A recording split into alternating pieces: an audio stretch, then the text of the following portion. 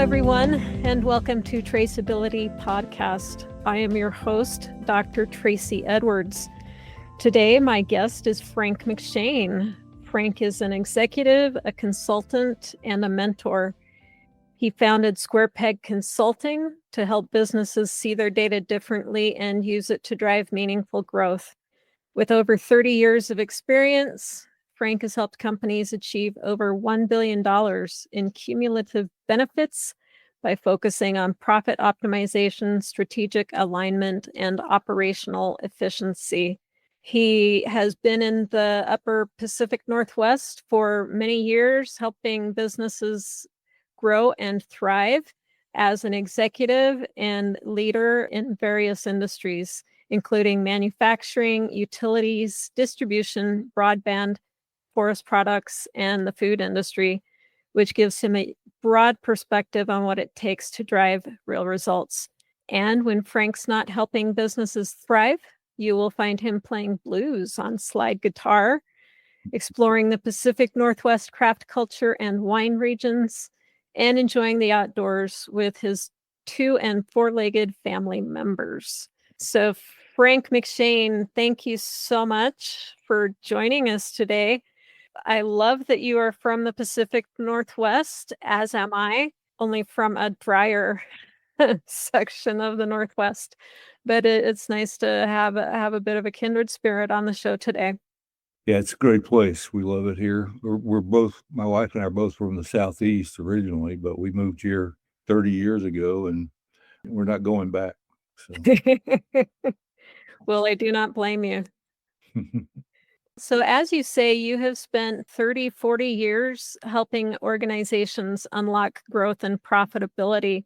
Let's just go back to the beginning and what really originally pulled you into this work and what's kept you passionate about it for so long. I started my career in the training field with Coca-Cola Foods and was doing supervisory training and, forklift training, all kinds of operation type training. But I kept going out west to visit our orange groves and our orange juice processing plants. And then I'd get back in the plane and go back to Houston where the foods division was headquartered. And I just wanted to stay out west. And so I finally just picked up and moved out west to the Bay Area.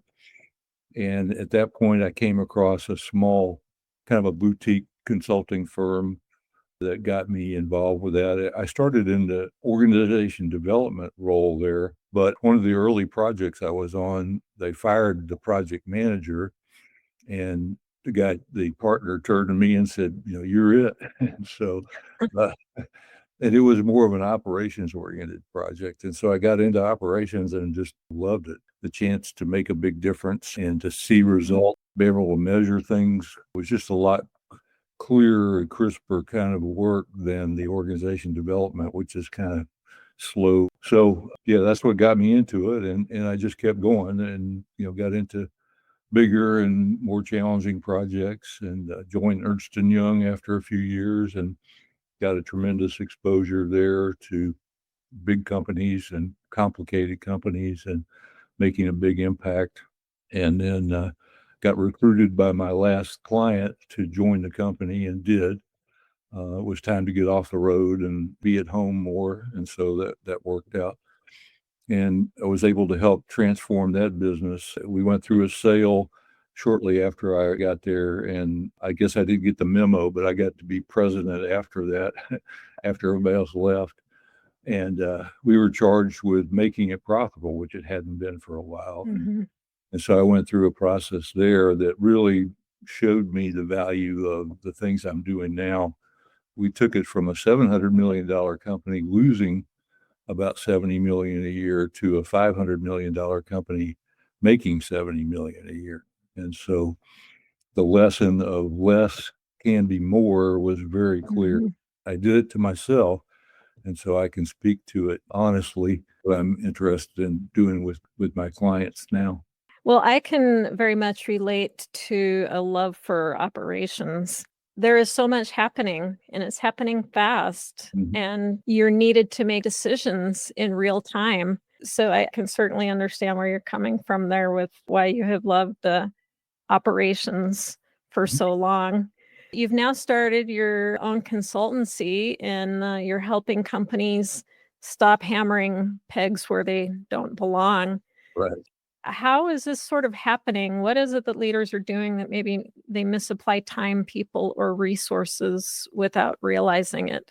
What I see them doing a lot of times is it's either for efficiency purposes or cost reduction, and they're not really thinking about the return that they need to be getting. And they're trying to do it with all their customers, all their products, but they're not all created equal. And so the return from different customers, there's quite a range for that. If you look at it over a year, what's the profit delivered by a given customer over a year? There's a big thing from there. But they keep on banging away on one size fits all kinds of change efforts. And meanwhile, they're wasting time on things that really don't return much money, even if you reduce the cost.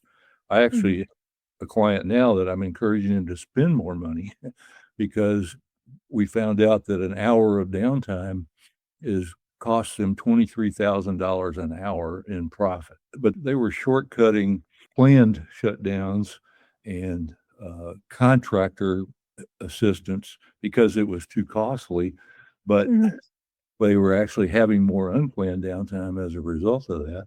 So they were losing money even while reducing costs. And so it's the difference between efficiency, which I describe as doing things right, versus productivity, which is doing the right things right.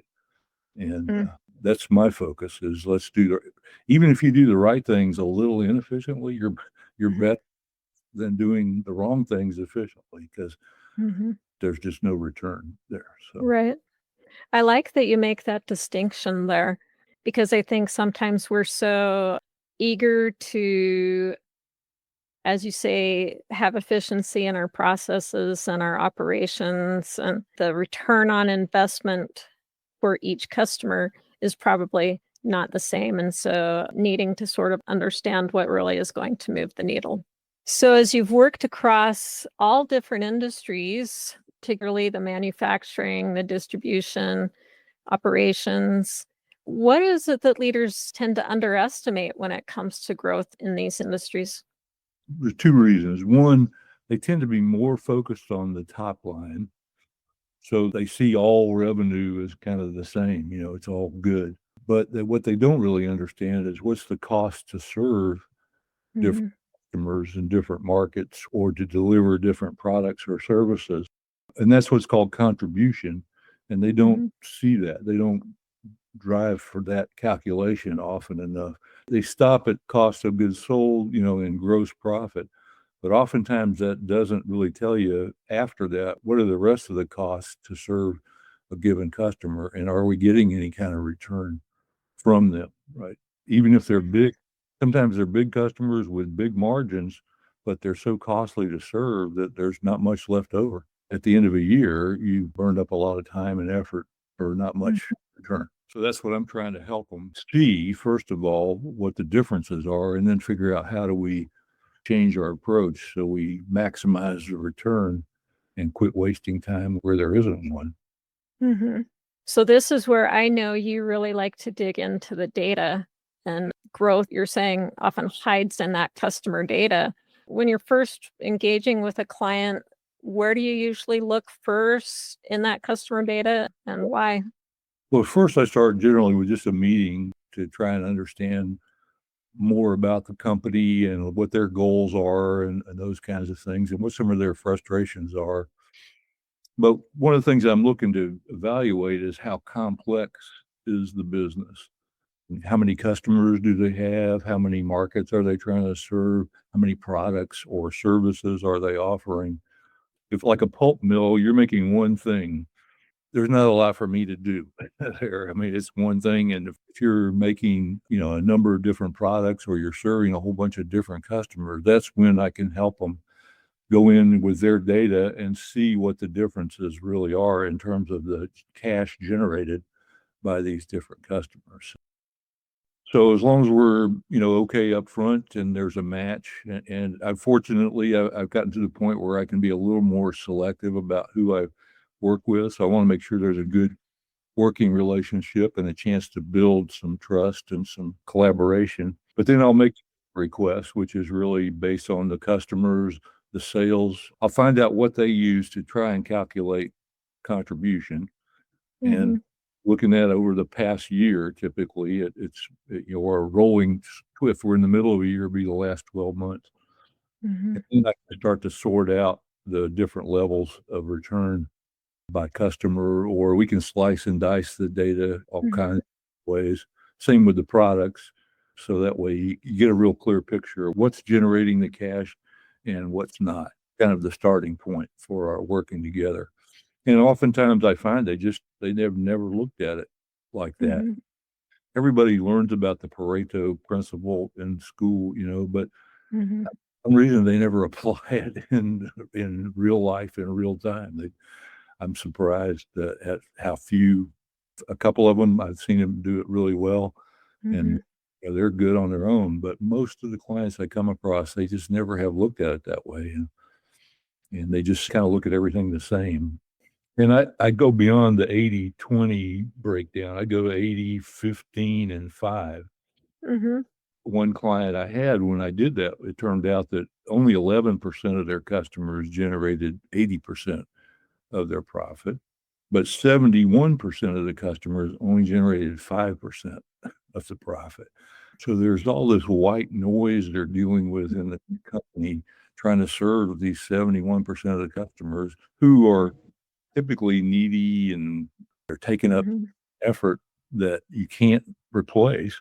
We're not getting much for that, right? And when I first started doing this, it dawned on me after looking at that for a while that there's a ratio between the 80% contributors and the 5% contributors is 16-1. And that's a huge difference. Yeah. Right? And so, but we're paying 16 times the attention to the top that we are compared to the bottom group. And we're not going after, we're not targeting ourselves for more of those 80% type. We spend too much time getting 5% or the 15% in the middle, and we're not really focused that well. Do you think that sometimes the enormous volume of data is what maybe precipitates the struggle? I think these days we're collecting data on just about everything, and the volume of data can sometimes be overwhelming. It can be. I think a lot of it is, well, there's two reasons I see. One, when we go to implement an ERP system or some accounting system of some sort, the thing that usually gets the short end of the shrift is the reporting and analytic capabilities. We get the transaction pieces in place because you have to, right? But then we sort of either run out of money or we decide to cut back when it comes time to get the data and do something with it. And then that's when people, go to Excel and a lot of manual intervention to try and get some insight into what's going on. That's one. But the other thing that I think is a contributor is they just haven't really thought through what is it we need to know. Start with the answer and then work your way back so you know what you're looking for, as opposed to just seeing what's there. So I think those are the two problems I see with the data. The volume of data is got it, but it may not be in formats we can use, and we don't really know what we're looking for. So what are some of the questions that you ask as you're helping to both dig into the data and help them understand what really is going to be helpful for measurement? So the first thing is just try and go in neutral. So I'm not assuming that there's anything wrong. I'm just going to see what the data shows us, and I'm going to feed that back to them and show them their business in a way that they haven't really looked at it before, with that kind of breakdown of contribution. Every time I do that, you can see them just kind of go, oh, and wow, those kinds of noises that come around the room. And so I started asking them, well, what do you think? What does this mean to you? And see what they come up with. Because a lot of times it becomes pretty self-evident that they're, few of them jump right to it. They're, God, why are we wasting our time over here? But the salespeople often will jump in and say, well, let's just raise prices on the lower customer, lower contributor. And it's like, okay, yeah, you can do that. And maybe you go from 5% to 6%, but that's Mm-hmm. not a big gain, right? And Mm-hmm.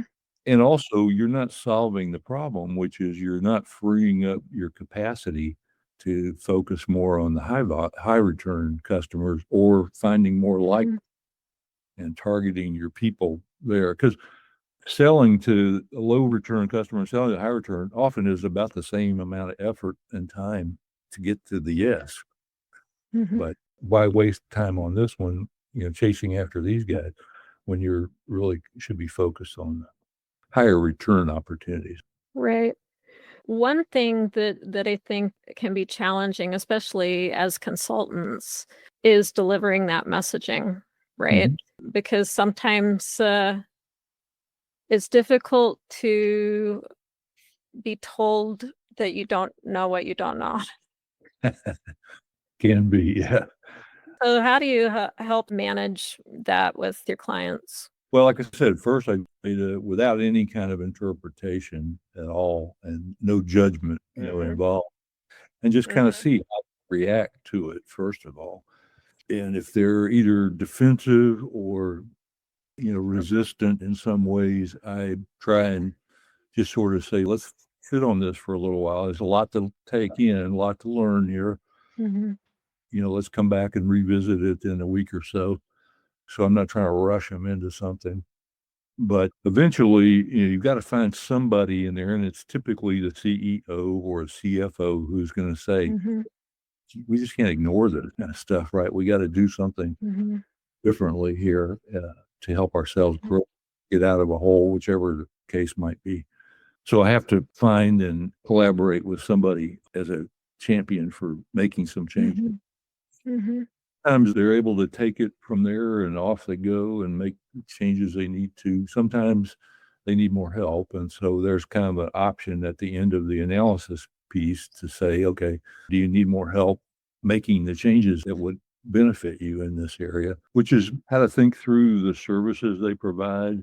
What I find is they treat all customers the same, right? And it's sort of like in an airplane, you got your first class customers, you got your premium economy, and you got your basic economy, and they're serving everybody the same. The airlines don't do that, right? On premium Right. economy, you get basic service. You get Mhm. a seat belt, and you get there when everybody else does. Anything more, you got to pay for. What they're doing, the companies I work with, they're overserving the basic economy customers, and they're underserving the first class customer. Mhm. Not trying to grow the first class cabin, to make it bigger, more of them. So, like I said, it just takes a while for this to sink in a little bit and Mhm. think the options. I don't start out requesting or recommending they get rid of customers, but we got to figure out how to make it less expensive to serve these customers, right? And Mhm. give customers some choices about how to pay for service if they want more. Some emotion involved in that. In the example I gave you, it's a distribution company and grew from a small company with small customers, and they grew over 45 years to this situation with the 11% contributing 80% and the 71 only contributing 5%.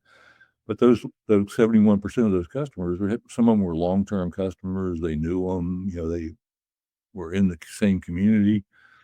And so I didn't recommend we just get rid of them, but got to realign our effort around that return. So another thing that you talk about a lot is the resource alignment. Mhm. And so what does that actually look like in practice when you're talking about resource alignment? So let's talk about two areas. So one is sort of the customer service area, and I take them through an exercise where we identify all of the various service options they can provide to a customer. And then we go out of that, we start with, okay, what are the basic ones that everybody should get? Like the basic economy, right? What's the Mhm. seat belt? And you get there when everybody else does. What are the equivalents of that? And then we add on to that some things for the premium economy folks. And then say, okay, and the full list is available to the first class. And up to then, they had usually been offering all of it to everybody, right? And Mhm. or the imbalance in return comes from is they're over. Mm-hmm. So that's one piece, is doing that. It's things like for the lower value customers, it's setting minimum order quantities and certain lead time restrictions, et cetera, that are Mm-hmm. also good for the client company, right? To be able to service at a lower cost. Whereas the first class passengers, they get short lead times and they can order as many as they want and Mm-hmm. have a lot more flexibility with that group. So that's one area. And then on the sales area, it's really changing the sales approach to, first of all, identify your best salespeople and Mm-hmm. focus those best salespeople on the highest value opportunities, right? And so you're given more opportunity to earn more money and bring in much more valuable business. And then making the sale to, in this case, we stopped bringing in any customers in the lowest level. We just, so Mm-hmm. that a little bit of filtering up front. And if they don't have the potential to be at least a premium economy or first class, we don't add anymore. We didn't get rid of them, but we don't add anymore. And so now sales force is really now focused more on the higher value equations. The customer service people still took care of the lower value ones, but only at the level that we agreed they should get, which is not bad service. It's just good basic service, right? Right. So that's aligning both things, that sort of that cost serve, so the sales effort around the higher value business. Mm-hmm. It's one thing to sort of come in and go through a project where you get everyone in alignment.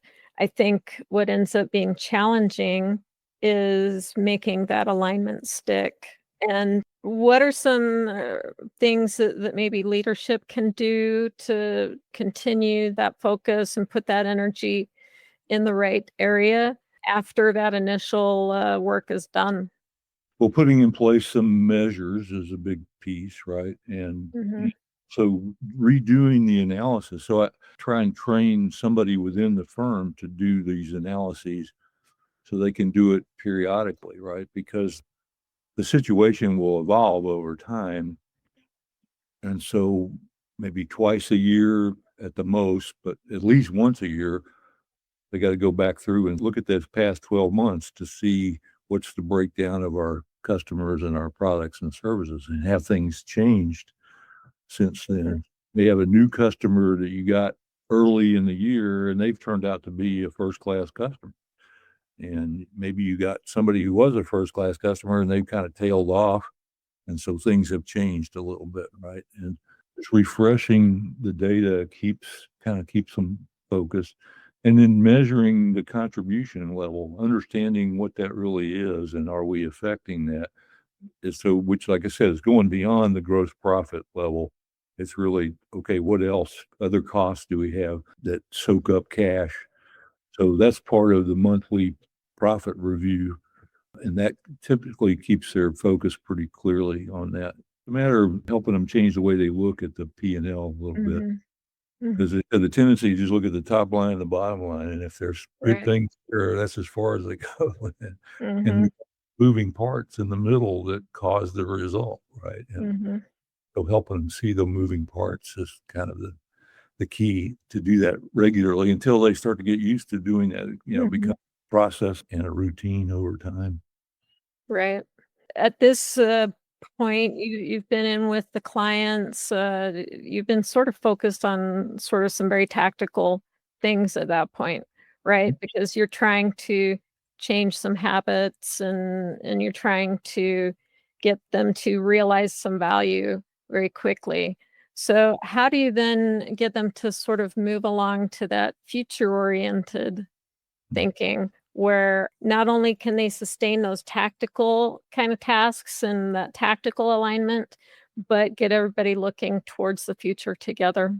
So part of that's in the way we end up slicing and dicing the data, looking at it from a market perspective or a category perspective or a little bit bigger picture kind of look, not just individual customers. and to see where right now, where is the cash coming from? Where is it not coming from?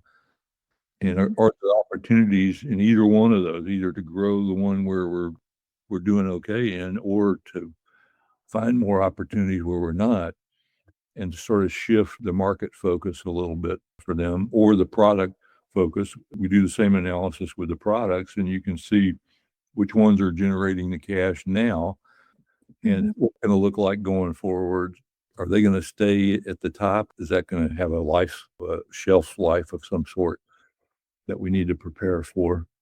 Are there new products coming along? How do we evaluate the performance of those from a contribution point of view, not just revenue and volume point of view, but from a contribution level? How are they doing the year? And then what does that mean in terms of where to focus going forward? Like you mentioned, it's, everything's changing. It's a pretty dynamic situation. And so you got to keep revisiting the data because it's moving all the time. But setting up some reporting is not too hard to do. I mean, this isn't a huge AI expense. It's just knowing what to look for and what to ask for, and doing that on a regular basis, and then sitting down and taking a look at it. One of the other things that is likely going to come up, right, is all of this work is being done by people. And there are some more future-oriented people, and there are some more tactical-oriented people, and balancing the fit of where each person should be, or if they should bring on new talent.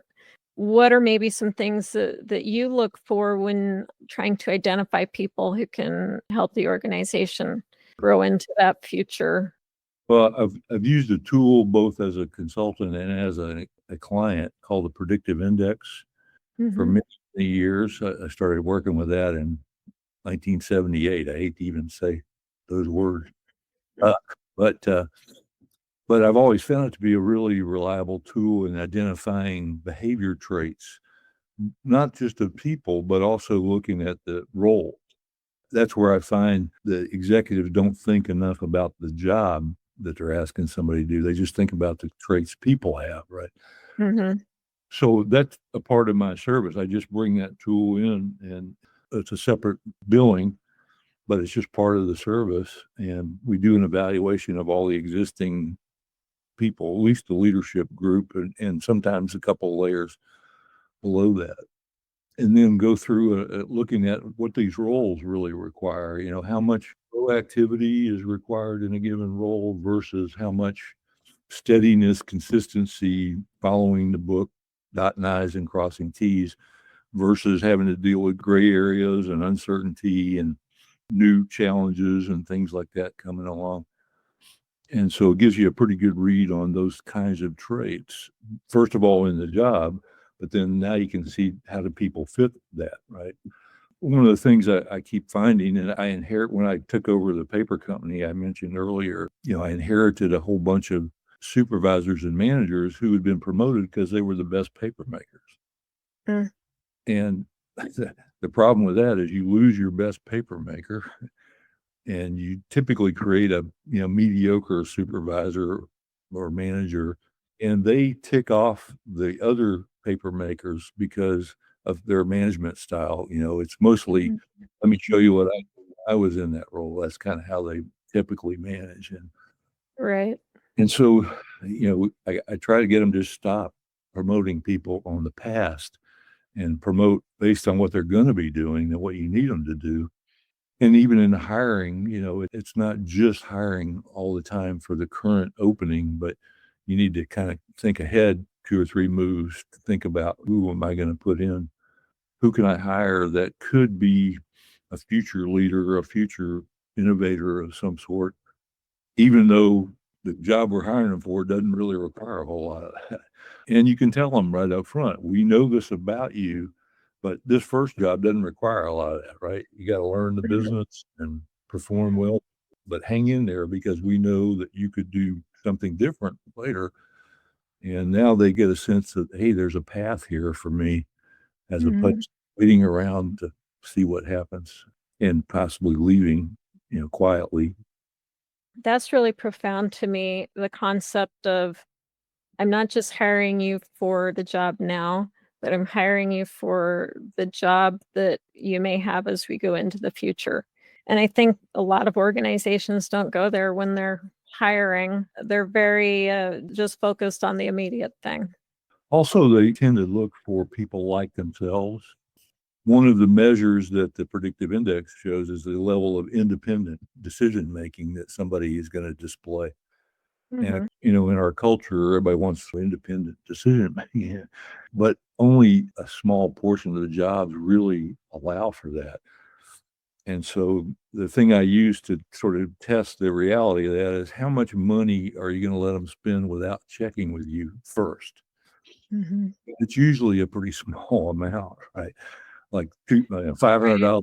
Okay, well, that's not very independent, right? That's Right. Let's move in the job itself. Let's move that trait back, even though the person might have a lot of that. But in this job that you're going to put them in now, there's not much room for that, right? So they got to follow a process and maybe get something authorized later. If they show that they can adjust to that and perform okay, then yeah, we'll give them some more latitude and some more independence and more money to make decisions with. So maybe as we start to think about wrapping up here, so for leaders who might be listening, what's one step that they could maybe take in the next 30 days or so to kind of refocus on what's driving their profit? Yeah, I think really trying to understand the level of contribution by customer and by product or by service, if it's a service business. That's the first thing. And not each individual transaction, but over time, what contributes. Example is I worked with a civil engineering firm, and the president was looking at all these surveys they're doing, and the surveys themselves are small things and they don't generate a lot of cash, right? Each individual one. So we went through a year and looked at what services generated how much cash. Well, it turned out that surveys in total for the year were number 2 in the business. And he had previously been thinking, maybe we should just get out of the survey, don't do surveys. I was like, don't jump to that. It's number 2 because you do so many of them. They're small each. So it looks like a low margin kind of a thing. But put them all together over a year, and that's number 2 on the list. And even more than that the survey is the gateway into more business with these organizations, right? Water treatment and site preparation and those kinds of things that are bigger, much more profitable projects, those are right behind the survey. So don't stop doing the survey. But he was looking at it from a margin perspective, not a contribution level. And that's a different look. And over time, not per incident. A lot of times when we look at the analysis of products, they'll go, well, that's our high margin product. Yeah, but you only sell 10 of them a year, right? Whereas I'd rather sell 1,000 of the lower margin products, and we get a lot out of that. So one thing I could encourage them to do is understand the contribution levels. It's a huge mindset shift, I would think. So how is it that you kind of go about helping them to see the new mindset and encouraging them to make that shift if they're maybe coming at you with some resistance? Well, again, I just keep going back to the data to show them what's the contribution level currently of these customers. How does it vary so much? Oftentimes, the ones they think are the highly profitable customers are not, and the ones they don't think are, just like the surveys. When we restructured the paper company that I mentioned that I ran earlier, that profitability picture, we went through every product and every customer. And for years, they'd been trying to get into these niche, high margin efforts, right? Niche products, etc. But what we thought was the cash generators were the boring old commodity products. And there was just no return on these niche things. So let's quit beating our wall, hitting the square peg into the round hole. And let's focus on the ones that do. And we actually shut down machines and let go a bunch of people in order to focus the business on what was really going to generate cash and make it a sustainable business, because that's really the ultimate goal, is to make these businesses successful and sustainable. So people have jobs and families they got to support and Mhm. those things. That's why I like that operations level. You get to deal with a lot of the either Mhm. workers or blue collar workers, and they're such down to earth people, and they're trying to just make it through their lives and live Right. safely and get to a retirement and enjoy their family. And that's the goal of all this is Mhm. The longer you're in business, the more you hear about diversification and all of those, kind of things and the next new thing, right? And, what I'm hearing from you is that there's a place for that, but only as it sort of fits with the structure of what your profit is and what the return is if you're going to diversify like that. you want to encourage that kind of innovation, certainly. You need to make some fairly quick decisions about is this really going to get us anywhere or not? Otherwise, Mhm. tie up a lot of time and effort that you can't, like I said, you've lost that time and effort. You can't apply it to another more profitable effort because everybody's dealing with limited resources and you got to make sure they're focused on the right thing. Well, and I think that is a great note to wrap up on is ensuring that we are focusing on the right thing, the thing that's really going to move the needle and drive the profit that we're trying to capture. So, Frank McShane, thank you so much for joining us today and for your insights. Thank you, Tracie. I really appreciate the time. Thank you. And for our listeners, we hope you enjoyed today's episode. If you would be so kind as to leave us a review, we are on Apple and Spotify, and we would love to hear what you think of the show. Thanks, everyone, and thank you, Frank. Take care. Thanks, Tracie.